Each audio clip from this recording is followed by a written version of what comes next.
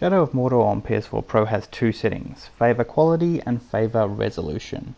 I've found that this actually tweaks the level of detail scaling in the game, which I want to demonstrate here. As Talion gets closer, you'll see that the middle orc that's tied to this post here, some detail will pop in.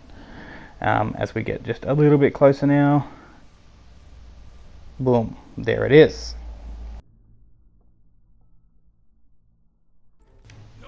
This is the Favour Quality setting on Shadow of Mordor for PS4 Pro.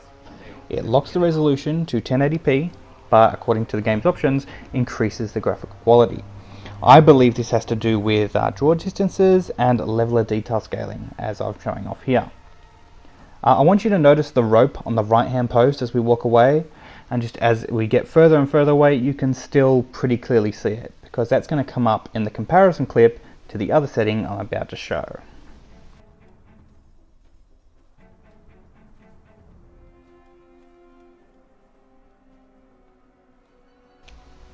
Now we're going to switch over to the Favour Resolution setting, which allows the game to render at resolutions higher than 1080p. It's dynamically scaled, but I don't believe it ever truly gets to 4K, but is meant for 4K displays.